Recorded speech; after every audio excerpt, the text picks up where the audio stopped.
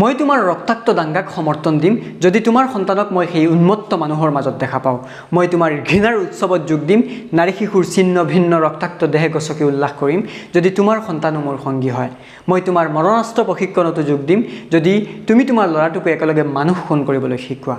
মানুহক ৰক্তপিপাসু কৰা তোমাৰ প্ৰৰোচনাত মই ভৰি দিম যদি তুমি তোমাৰ পুত্ৰ কন্যাকো সেই বিভৎস শব্দবোৰ শিকোৱা। কিন্তু মই জানো তুমি তোমাৰ পুত্ৰ কন্যাক শিকাইছা এইবোৰ হিংসা অসূয়াৰ পৰা শতযোজন দূৰত থাকিবলৈ। মই জানো তুমি তোমাৰ সন্তানক শিকাইছা এজন সুসভ্য আধুনিক মানুহ হ'বলৈ, পৃথিৱীৰ শ্ৰেষ্ঠতম শিক্ষা ল'বলৈ আৰু এটা শান্তিময় সফল জীৱন যাপন কৰিবলৈ।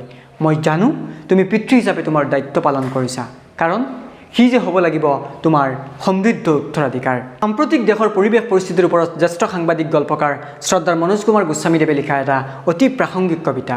এটাৰ পাছত আন এটা হিংসাত্মক ঘটনা আৰু ধৰ্মৰ নামত নিকৃষ্ট সাম্প্ৰদায়িক ৰাজনীতিৰ বজাৰখন চলাই থকাৰ আঁৰত থকা ডাঙৰ ডাঙৰ মানুহখিনিয়ে কিয় নিজে এনেধৰণৰ কামৰ লগত কেতিয়াও প্ৰত্যক্ষভাৱে জড়িত নহয়, কিয় নিজৰ সন্তানক উচ্চ শিক্ষা গ্ৰহণৰ বাবে দেশৰ বাহিৰলৈ পঠিয়াই আনৰ সন্তানক এনেধৰণৰ ঘৃণনীয় নিকৃষ্ট ঘৃণনীয় সাম্প্ৰদায়িক সংঘৰ্ষৰ দৰে হিংসাত্মক ঘটনাত জড়িত কৰাই নিজৰ মুনাফা আদায় কৰাৰ চেষ্টা কৰে। এনেবোৰ প্ৰশ্নৰ উত্তৰ যেন স্পষ্ট সাংবাদিক গল্পকাৰ মনোজ কুমাৰ গোস্বামীদেৱৰ এই বিশেষ কবিতাটিত।